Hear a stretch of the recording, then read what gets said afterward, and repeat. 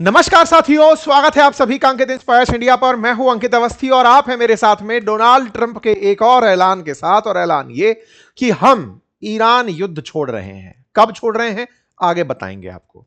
साथ ही साथ ट्रंप ने दुनिया के भर के देशों से कह दिया है कि सुनो, अब स्ट्रेट ऑफ हॉर्मुज खुलवाना हमारे बस की बात नहीं है। जिनको तेल चाहिए खुद जाइए, रास्ता खुलवाइए, अपने हिसाब से काम करिए। और सबसे ज्यादा धमकाया गया है नाटो कंट्रीज को, साफ कहते हुए कि सुनो यार, तुम लोग हमारे साथ युद्ध में नहीं आए, हम तुम्हारे साथ नहीं रहेंगे, हम विचार कर रहे हैं। साथ ही साथ हम यह भी धमका रहे हैं कि जब तुम युद्ध में नहीं आए हो तो फिर हम स्ट्रेट ऑफ हॉर्मुज किसके लिए खुलवा रहे हैं। तेल हमारे पास भरपूर है, जिसे चाहिए आइए और ले जाइए। हमको तेल बेचकर पैसा कमाना है, हम कमा लेंगे, लेकिन तुम्हारे लिए हम स्ट्रेट ऑफ हॉर्मुज का स्ट्रेस क्यों लें और अपने लोगों को नुकसान क्यों पहुंचवाएं। मतलब ये वो वाली बात है कि भाई साहब, बचपन में अगर कभी आपने मिट्टी के घरों में बनाते हुए देखा हो तो एक उद्यमी बालक आया, आपका घर फोड़कर चला गया। अब आप रोते रहिए, अब आपको बनाना है बनाइए, खेलना आपको जो है वही वाली बात है कि स्टेट ऑफ हॉर्मुज बंद है, दिक्कत आपकी है, अमेरिका को कोई दिक्कत नहीं है, वो तो बढ़िया आलीशान घर में रहता है। कुल मिलाकर ट्रंप ने दुनिया को फिर से बता दिया है कि अमेरिका किसी का नहीं होता। यह युद्ध शुरू किया दुनिया को यह कहकर के कि हम दुनिया में शांति लाएंगे, क्योंकि ईरान दुनिया के लिए चिंता का विषय है।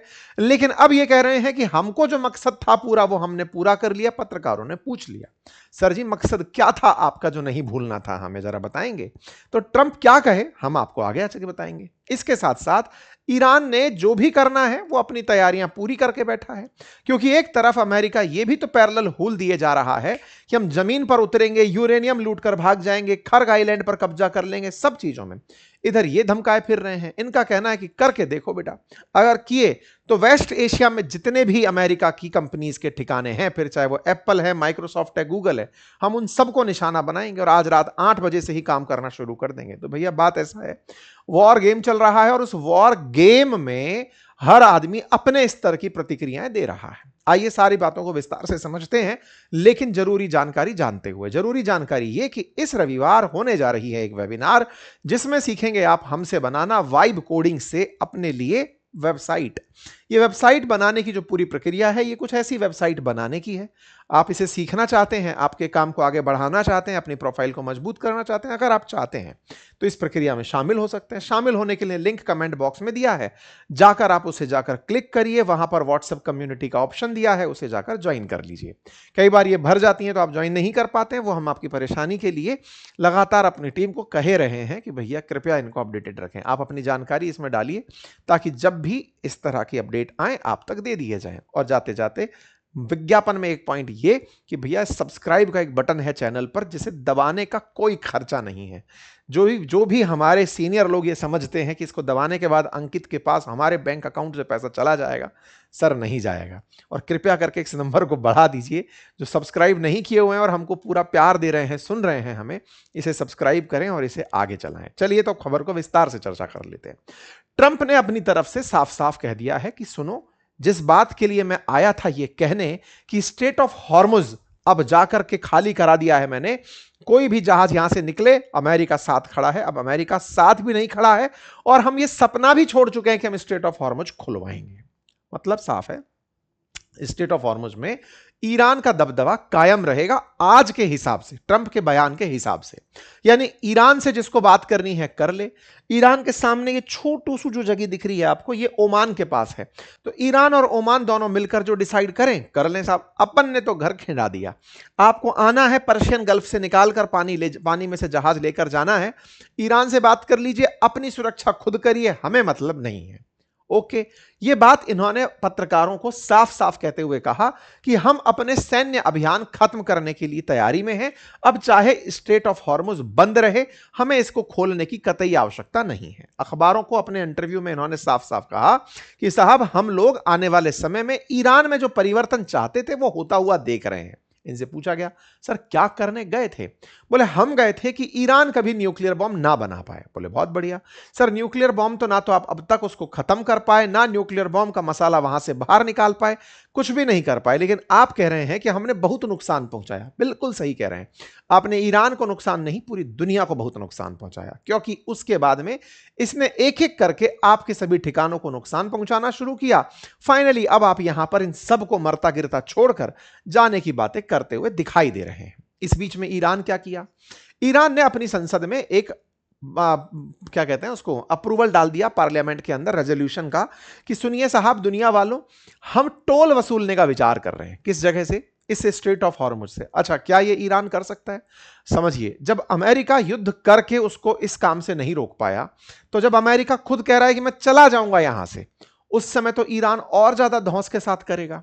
अच्छा, अगर ईरान ऐसा करेगा तो क्या उसका कोई मोरल ग्राउंड है इसके पीछे? अब तक तो नहीं किया था, अब करेगा तो उसका मोरल ग्राउंड यह है कि दुनिया वालों, जब हमारे ऊपर गोले बरस रहे थे, तुम में से कोई देश अमेरिका को रोकने नहीं आया।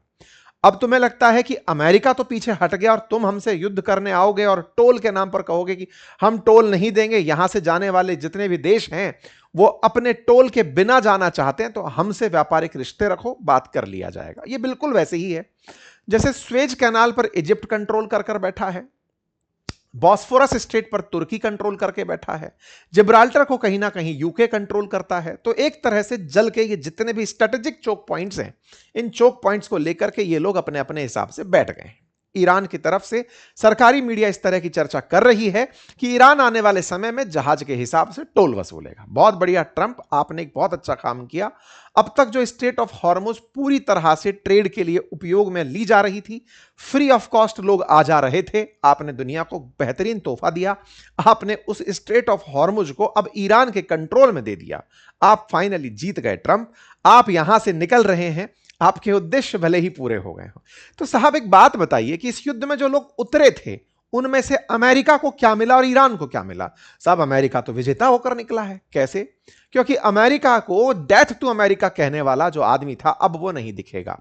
खमनेई साहब को इन्होंने मार दिया, उसके बाद के लीडर्स को मार दिया। बोले बहुत बढ़िया। अमेरिका को और फायदा क्या हुआ? फायदा इतना फायदा हुआ कि जो ये मिडिल ईस्ट कंट्रीज थे, वेस्ट एशिया के इस खाड़ी में बसे हुए जो देश थे, ये अपना तेल निकालकर दुनिया भर में बेचते थे और अपनी ज्यादा मतलब जो दुनिया को दिखाते थे कि देखिए कितनी प्रॉस्पेरिटी है हमारे पास, दुबई घूमो, जिद्दा घूमो, कतर कतर दोहा घूमो। बोले अब नहीं दिखा पाएंगे और अपना तेल बेचने के नाम पर स्ट्रेट ऑफ हॉर्मुज पर अब डिपेंडेंट हो जाएंगे।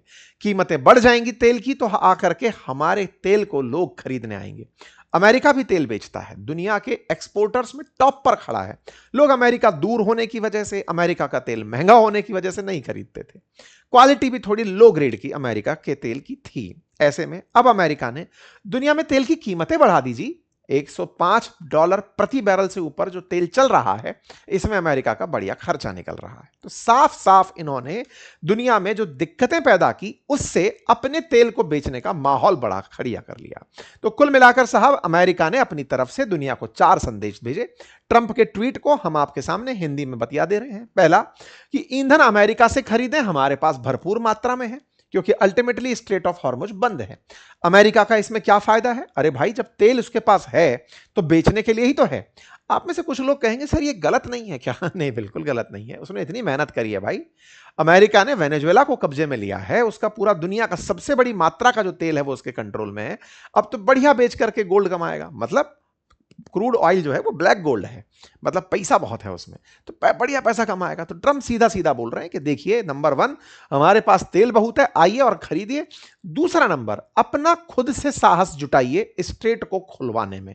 हम ईरान के खात्मे में शामिल होने से इनकार कर दिए हैं। जो देश हमसे मना कर दिए कि वो साथ नहीं आएंगे, अब खुद जाओ और स्ट्रेट ऑफ हॉर्मुज खुलवाकर पैसे निकाल लो। अमेरिका अब आपकी मदद के लिए वहां नहीं खड़ा होगा, ठीक वैसे ही जैसे आप लोग नहीं खड़े हुए थे। और ईरान का बुनियादी तौर पर सफाया हो चुका है, कठिन काम पूरा हो चुका है। जाओ और अपना तेल खुद ले लो। लो जी साहब, इनने आए, आकर के कूटे, वो अब गुस्सा होकर के नुकसान आसपास के देशों को पहुंचा रहा है, पहुंचाता रहे। मेरा काम हो गया और मेरा काम बनता, भाड़ में जाए जनता। यही है अमेरिका की जनता। कुल मिलाकर ट्रंप ने अपनी तरफ से भाषणबाजी कर दी। कुल मिलाकर ईरान में बैठे ईरान के कसाई के नाम से जिन्हें ये कहा करते थे कि साहब मैंने तो एक ऐसे आदमी को खत्म किया जिसने पूरी तरह से दुनिया के लिए दिक्कत खड़ी कर रखी थी, मैंने उसे तो हटा दिया, लेकिन नई दिक्कत है यार। ठीक है साहब, ओके।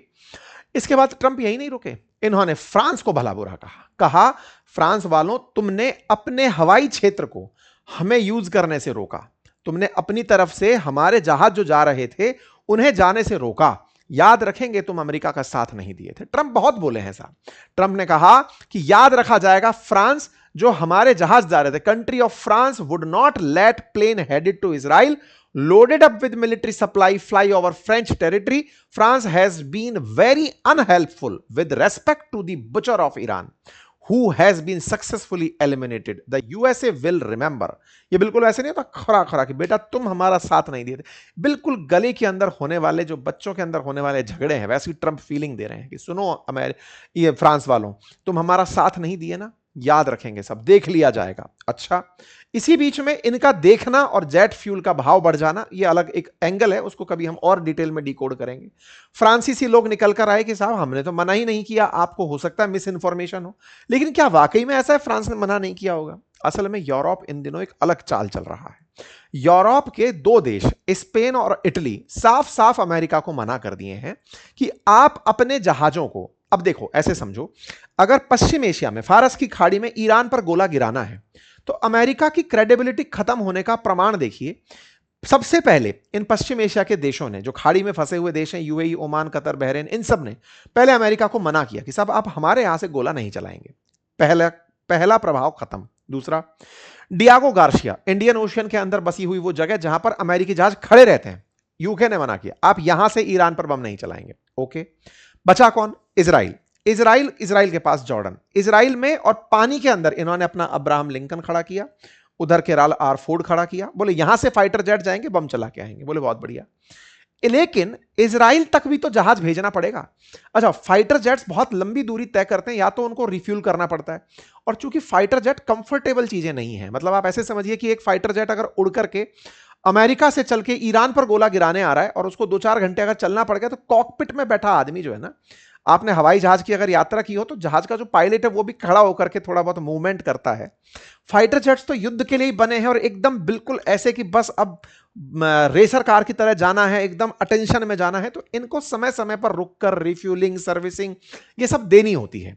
भारत भी जब फ्रांस से चलकर राफेल आए थे तो उन्हें रोका गया था और उन्हें यूएई के अंदर रोक करके सर्विस किया गया था कि बैठो भाई, थोड़ा सा इंतजार करो, फिर उड़ के जाना।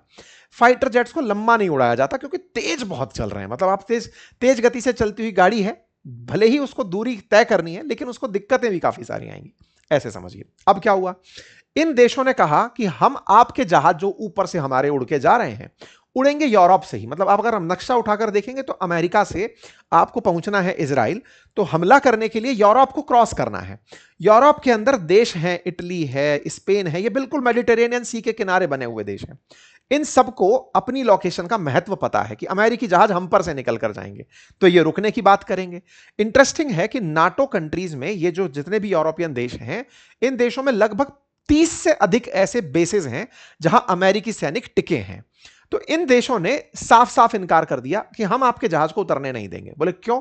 बोले हम अपनी जमीन का उपयोग युद्ध में नहीं होने देंगे। स्पेन जैसा देश जो कि पिग्स कंट्रीज में शामिल होता है, माना जाता है कि अर्थव्यवस्था पिछड़ रही है, ये साफ साफ इनकार कर दिए कि नहीं अमेरिका वालों, हम तुमको युद्ध में पार्टिसिपेट नहीं करने देंगे, मतलब अपनी जमीन का इस्तेमाल नहीं होने देंगे। भाई साहब, यूएस की मिलिट्री बेस बनाकर बैठी, जैसे डियागो गार्सिया में, जैसे पश्चिम एशिया के देशों में, जैसे यूरोप के इन देशों में, यूज नहीं कर पाई।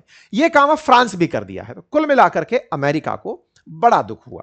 ये दुख हुआ, इससे ये बच्चा रूस गया, और रूस करके भाई साहब इन्होंने बहुत भला बुरा कहा। जैसे इनसे पूछा गया रिपोर्टर के द्वारा कि सर आप बताइए युद्ध कब खत्म हो रहा है? इनने कहा मुश्किल से 2 या 3 हफ्ते हम वहां से निकल जाएंगे भाई, 2-3 हफ्ते में हम वहां से निकल जाएंगे। ओके, 2-3 हफ्ते में आप निकल जाएंगे। रिपोर्टर नहीं रुके, इन्होंने पूछा कि देखिए वैसे तो ये लंबे समय तक चलने वाली चीज है, हमने ईरान को इतना पीछे पछाड़ दिया कि वो स्टोन एज में चला गया है, हम भी 2-3 हफ्ते में वहां से बाहर आ जाएंगे। ट्रंप ने कहा जब when they are ready, maybe in a long time from now, able to develop a nuclear weapon, you will have a president like me who will go there and will knock the hell out of them again. और हमने उनको इतना पीछे धकेल दिया है कि अब वो अपना न्यूक्लियर वेपन नहीं रख पाएंगे, और अगर कभी मान लो कि उन्होंने फिर से डेवलप किया और कोई मेरा जैसा राष्ट्रपति फिर आया, तो उनको फिर ठोक कर आएगा और उन्हें नरक के द्वार में टिका देगा। Okay sir. अच्छा, तो अब ऐसे के अंदर इनसे फिर पूछा गया, एक और डायलॉग इन्होंने मार दिया। इन्होंने कहा कि अब तो यह हालत है कि ईरान वाले अमेरिका को मार भी नहीं रहे हैं, मतलब उनके गोले भी हम पर नहीं चल रहे हैं, हमने उनको इतना ज्यादा तोड़ दिया है। अब इसमें एक बड़ा इंटरेस्टिंग वाकया हुआ। असल में क्या है कि ट्रंप ने अपने सामने एक आभासी दुनिया बना ली है। उन्हें ऐसा लगता है वो जो बोल रहे हैं यही सोर्स ऑफ इंफॉर्मेशन है, दुनिया के पास इंफॉर्मेशन का स्रोत चूंकि ट्रंप है, तो ऐसे में ट्रंप ने जो कह दिया दुनिया उसको मान लेगी। ट्रंप ने बिल्कुल वैसे ही कहा कि अमेरिका पर तो वो लोग हमला भी नहीं कर पा रहे हैं, ऐसी स्थिति हमने ईरान की कर दी है। यह बात अर्ध सत्य है। अर्ध सत्य कैसे है? अमेरिका पर हमला नहीं कर पा रहे, इसका मतलब है कि अमेरिका का जो देश है, जहां जमीन है नॉर्थ अमेरिका के अंदर, कॉन्टिनेंट के अंदर, वहां निश्चित ही ईरान का हमला नहीं होता। लेकिन अमेरिका ने दुनिया भर के अंदर, जहां भर में लगभग 250 से अधिक जहां जहां बेस बनाए हुए हैं अपने, उन बेसिस को तो टारगेट किया जा रहा है। उसे कैसे लेंगे? जैसे ट्रंप जब ये बात बोले तो गलतफहमी दूर करने के लिए ही अमेरिकी एक बेस के ऊपर एक स्ट्राइक, मतलब मिडिल ईस्ट के अंदर ही एक यूएस ट्रुप जहां पर थी वहां पर आकर मिसाइल गिरती है तुरंत कि सर आप कंफ्यूज हो रहे हैं, हम आपके बेसिस को निशाना बना रहे हैं। लोगों ने तुरंत निकाल निकाल के दिखाया कि सर ये अवाक आप ही का था ना जो अभी सऊदी अरब के अंदर बैठा था और फोड़ दिया गया। लोगों ने सेंटकॉम पर हुए हमले, सब जगह पर हुए अमेरिका के ठिकानों पर हमले, इनकी एम्बेसीज पर हुए हमले दिखाए कि सर हो तो रहा था, पर ठीक है आपको अर्ध सत्य पता है कि अमेरिका पर हमला नहीं हो रहा, बाहर तो लोगों का घर है, फूटने दो। ओके। इसके बाद में इनसे पूछा गया कि सर आप करने क्या गए थे, मतलब आपका रियल गोल क्या था, मतलब आप वहां पर हमला करने गए थे तो हमला करके करना क्या चाहते थे? सत्ता परिवर्तन, क्योंकि इन्होंने प्रोटेस्टर्स का साथ देने की जो बात कही थी, जिसमें इन्होंने कहा था हेल्प आ रही है, तो उसमें था क्या कि देखो जो ये कट्टरपंथियों की सरकारें चल रही हैं, सुप्रीम लीडर जो सत्ता चला रहे हैं, ये हटाओ, डेमोक्रेसी लेकर आओ, महिलाएं अब बुर्के के बिना घूमेंगी, बिल्कुल खुलेपन में ईरान के लोग जिएंगे, यही सपने दिखाए थे। इनसे पूछा गया सर वो आपने कहा था कि यहां पर रेजिम चेंज करने जा रहे हैं, क्या हुआ? बोले वो कभी हमारा गोल था ही नहीं। तो बोले हमारा गोल तो था कि इनके यहां पर न्यूक्लियर वेपन ना बने। सर ना तो पहले किसी ने न्यूक्लियर वेपन देखे और ना अब तक किसी ने देखे, आपने उनको फोड़ा ये कहकर के कि अब न्यूक्लियर वेपन वो नहीं बनाएंगे। ऐसा आपने पिछले साल 2025 में भी सितंबर में कहा था कि B2 बॉम्बर ने इस्फहान में, नातांज में वहां गोले चलाए हैं कि अब ये न्यूक्लियर वेपन नहीं बना पाएंगे। ठीक है ट्रंप आप कह रहे हैं तो हम ये भी बात मान ही लेते हैं। पत्रकारों ने फिर सवाल पूछा कि सर एक बात बताइए कि क्या आपसे ईरान ने कोई डील करने की बात की है क्या? बोले नहीं, ईरान को अब हमसे डील करने की जरूरत नहीं है। ओके। सर ईरानियन गवर्नमेंट ने हाल ही में धमकी दी है कि वो पश्चिम एशिया में जहां जहां पर अमेरिकी कंपनी है उनका निशाना बनाएंगे। इन्होंने कहा तो ठीक है, किससे बनाएंगे? उनके पास तो इतना मिसाइल हमला सिस्टम भी नहीं है। मतलब ये इतने इग्नोरेंट थे कि इन्हें वो देश बर्बाद भी हो जाए तो इन्हें फर्क नहीं पड़ेगा। ओके। इनसे पूछा गया कि सर एक बात बताइए स्टेट ऑफ हॉर्मुज को लेकर क्या कहेंगे? तो इन्होंने कहा देखिए उसे छोड़कर हम बहुत जल्दी निकल रहे हैं, we will be leaving very soon, we have nothing to do with what happened in the strait of Hormuz. उसमें क्या हो रहा है उससे हमें कोई लेना देना नहीं है। They have no military, they have nothing, उनके पास कुछ भी नहीं है, हमें इससे कोई फर्क नहीं करता। उन्होंने खुद एडमिट कर लिया कि वो लूज कर रहे हैं। They are begging to make a deal, और वो हमसे डील करने के लिए मिन्नतें कर रहे हैं कि मिन्नत है कि आप हमसे डील कर लीजिए। बोले वाह ट्रंप वाह। बोले सर एक बात बताइए कि आपका तेल की कीमतों को नीचे लाने का प्लान क्या है? बोले देखिए जो मैं कर सकता था वो यही है कि मैं ईरान छोड़ देता हूं। अब जब मैं ईरान छोड़ रहा हूं तो बाकी साहब आप अपना देख लें, चाहे कंपनियां फूटें टूटें, मिडिल ईस्ट के जो देश हैं वो परेशान हो, उससे मेरा कोई लेना देना नहीं है, हम वहां से निकल रहे हैं। अब जो लोग हमको धमकाते थे वो धमकाने वाले ही मर गए तो हमला क्या करेंगे? तो साहब अब बड़ा सवाल यह है कि क्या ट्रंप वाकई में स्टेट ऑफ हॉर्मुज छोड़कर आ जाएंगे? क्या ईरान के ऊपर हमले नहीं होंगे? और ऐसी स्थिति में जहां दुनिया को इन्होंने फंसा दिया है कि अब तेल लेने के लिए देशों को अपनी तरफ से ईरान के साथ सेटिंग करनी होगी, बातचीत करनी होगी, डिप्लोमेसी करनी होगी, क्या अमेरिका वाकई में दुनिया को इस स्थिति तक ले जाना चाहता था? तो इसको थोड़ा सा और पीछे जाकर अगर आप विजुअलाइज करेंगे तो समझ पाएंगे कि अमेरिका में जब से राष्ट्रपति ट्रंप बने हैं तब से ऑयल कंपनीज की जो फंडिंग है वो सीधा सीधा अब ट्रंप के इरादों में दिखाई देती है। आप समझिए कि जब इलेक्शन कैंपेन था तो बिगेस्ट फंडर्स में वहां के ऑयल कंपनीज के स्टेक थे, उन्होंने ट्रंप के इलेक्शन को बहुत ज्यादा प्रमोट किया। अब जब ट्रंप राष्ट्रपति बनकर आए तो उन कंपनीज को लाभ कैसे पहुंचाया जाए? सबसे पहले वेनेजुएला लाकर दिया गया कि मादुरो को हटा दिया है, वेनेजुएला में ऑयल कंपनीज जाएं और जाकर के वहां का तेल एक्सट्रैक्शन का प्रयास करें, तेल निकालें वहां से और उस तेल को दुनिया में बेचें। अब दुनिया में बेचकर लाभ कैसे कमाया जाए? तो डिमांड पैदा की जाए। डिमांड कैसे पैदा हो सकती है? बोले रूस पर लगा दो सैंक्शन ताकि वो तेल ना बेचे। दूसरा, बचे रह गए ये सारे खाड़ी देश जहां से तेल निकलता है, सऊदी अरब से, कतर से, इन सब से। बोले इसका स्टेट ऑफ हॉर्मुज में बहुत सारा मामला फैला दो। फैल गया साहब मामला, तेल निकलने में दिक्कतें आना शुरू हो गई, दुनिया में डिमांड बहुत ज्यादा पैदा हो गई। डिमांड पैदा हो गई तो एकमात्र जिसके जहाज को ईरान भी निशाना नहीं बना पाएगा क्योंकि उसके पास इतनी ताकत है, दैट इज अमेरिका। अमेरिका के तेल को निकालकर अमेरिका अपने तेल को दुनिया भर के देशों में including Europe, Africa, Asia, India, China, जिसको भी बेचना है सबको बेचने की स्थिति में आ गया। कुल मिलाकर ट्रंप ने इस युद्ध से क्या कुछ अचीव किया? बिल्कुल। आपने पहले दुनिया को, ये वो वाली बात है कि मैं जब किसी से कंपटीशन करूं तो या तो मैं मेरी लाइन बड़ी करूं या दूसरे की लाइन को छोटा कर दूं, तो भी तो मेरी लाइन बड़ी हो सकती है। इन्होंने दोनों ही काम किए। इन्होंने पहले यूएन का, जो यूएन के अंदर पेरिस क्लाइमेट डील के अंदर एग्रीमेंट जो शामिल हुआ था, उससे खुद को बाहर निकाला। बोले मैं इसमें चक्कर में नहीं पड़ता, यूएनएफसीसी का मैं क्यों मानूं, पेरिस क्लाइमेट डील से मैं बाहर निकलता हूं। प्रदूषण खूब फैलाएंगे, प्रदूषण फैलाने के लिए पेट्रोल डीजल बेचेंगे, पर पेट्रोल डीजल मैं बेचूंगा तो ये तो सब बेचते हैं। बोले ठीक है, पहले रशिया पर प्रतिबंध लगाओ, तुम नहीं बेचोगे, उसके बाद में मिडिल ईस्ट के हालात खराब कर दो, वो तेल नहीं बेच पाएंगे, उधर वेनेजुएला पर कंट्रोल कर लो, उसका तेल भी हम ही बेचेंगे। तो कुल मिलाकर एक बहुत बड़े, मतलब आप समझिए कि पूंजीपति और एक बहुत बड़े उद्योगपति और एक बहुत बड़े व्यापारी के रूप में अमेरिका ने डिमांड भी खुद, जैसे अपन लोग पढ़ते हैं ना ड्रेन ऑफ वेल्थ, कि भारत से कच्चा माल ले जाकर पका माल बनाकर ब्रिटिशर्स भारत में भेजते थे और हमको गरीब बनाया, ऐसे आने वाले समय में ट्रंप की इस थ्योरी को पढ़ा जाएगा कि ट्रंप ने पहले माहौल बनाया, माहौल बना करके कि लो सब फोड़ ताड़ दिया है, अब मेरा माल बिकेगा, बढ़िया पैसे कमाएंगे। ठीक है साहब, हो गया। तो ट्रंप ने कुल मिलाकर के अपनी तरफ से यह कह दिया। अब लेकिन सवाल वहीं खड़ा है साहब, ऐसे तो फिर सब लोग बात कर लेंगे, ईरान से बातचीत हो जाएगी, बातचीत हो जाएगी तो सब धीरे धीरे स्ट्रेट ऑफ हॉर्मुज खुल जाएगा। ट्रंप के कारण ही तो हो सकता है ईरान नहीं खोल रहा हो, बाकी देशों के प्रभाव में खोल दे। तो इसके पीछे का तथ्य समझते हैं। देखो, ट्रंप कह रहे हैं कि वो जा रहे हैं, बिल्कुल वैसे ही जैसे उन्होंने कहा था कि मैं 48 घंटे में इनके पावर प्लांट पर हमला कर दूंगा। नहीं किए, क्योंकि ईरान धमका दिया कि हम आपके पैरेलल जितने भी डिसैलिनेशन प्लांट हैं उन पर हमला कर देंगे।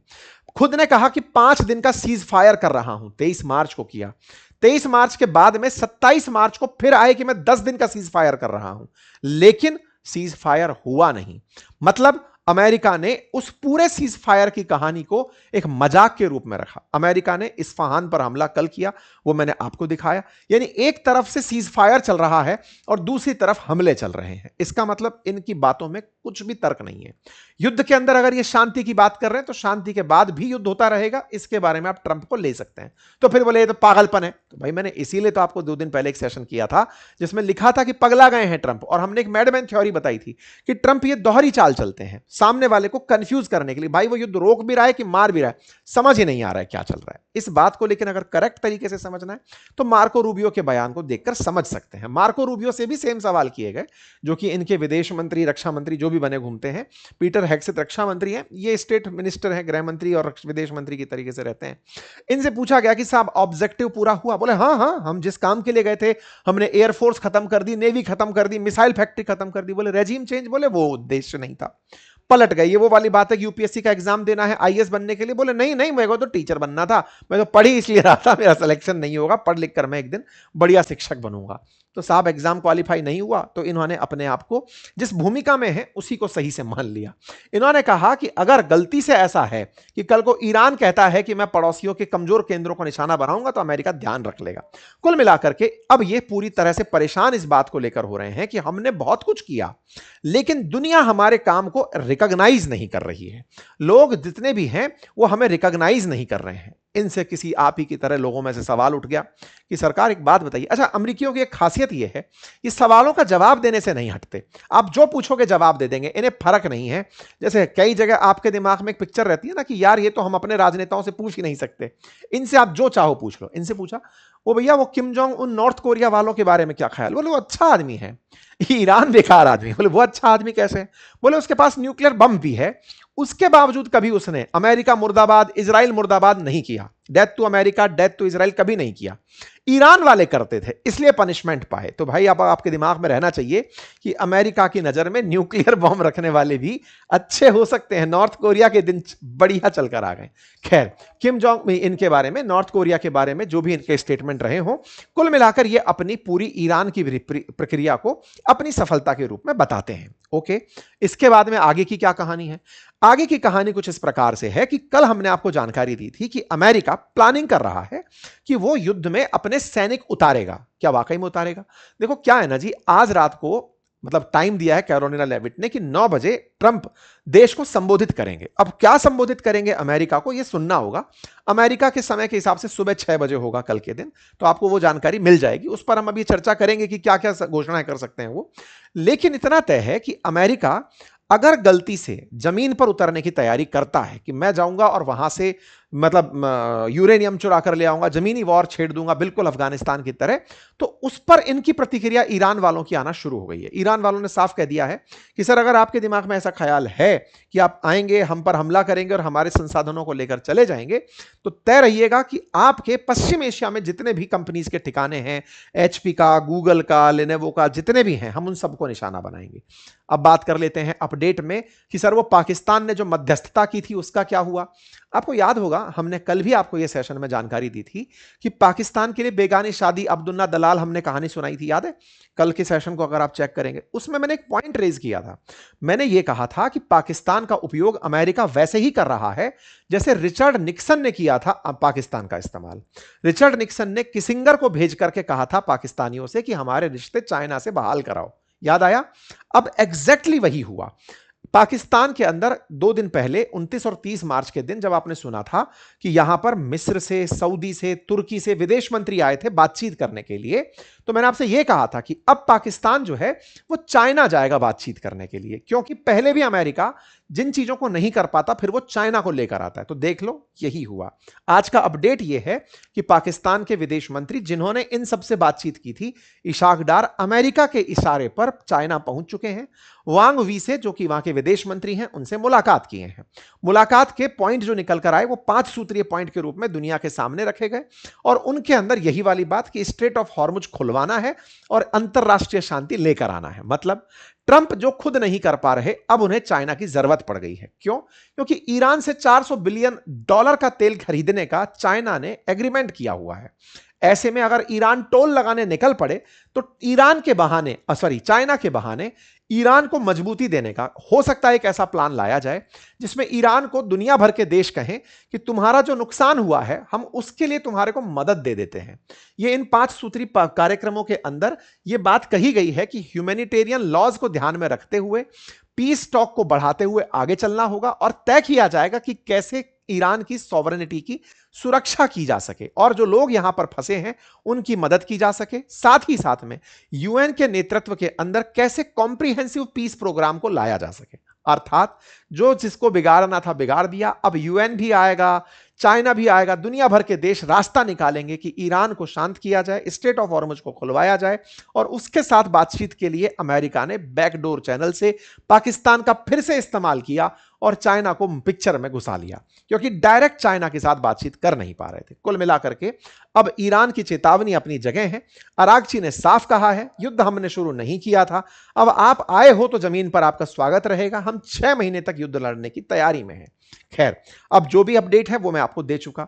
अब आज जो है ना इस तरह की चर्चाएं हैं कि सुबह 9 बजे, मतलब ये कल, मतलब 1 अप्रैल के दिन इन्होंने खबर डाली है कि साहब tomorrow night 9 PM president Trump will give an address to nation.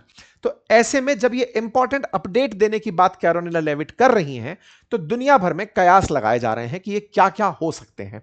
आप और हम भी कयास लगाएंगे। अगला वीडियो मैं उसके लिए लेकर आ रहा हूं, थोड़ी देर में आपको मिलेगा इसी चैनल पर, क्योंकि उसमें बहुत सारे मुझे अपडेट देने हैं, वर्ल्ड के अपडेट देने हैं, भारत के अंदर जो मीटिंग्स हो रही हैं उसके अपडेट देने हैं, ट्रंप क्या करने जा रहे हैं और किस तरह से युद्ध का और असर बदलता जा रहा है। क्योंकि ऑलरेडी ये लंबा वीडियो बन गया है, तो हम अगले वीडियो में आपके सामने सेशन को लेकर आ रहे हैं। फिलहाल के लिए इतना ही, अपना ख्याल रखें और बाकी जाकर के कमेंट बॉक्स में लिंक दिया हुआ है, कम्युनिटी ज्वाइन कर लीजिए अगर आप वेबिनार के माध्यम से फ्री में अपनी वेबसाइट बनाना सीखना चाहते हैं वाइब कोडिंग से। धन्यवाद।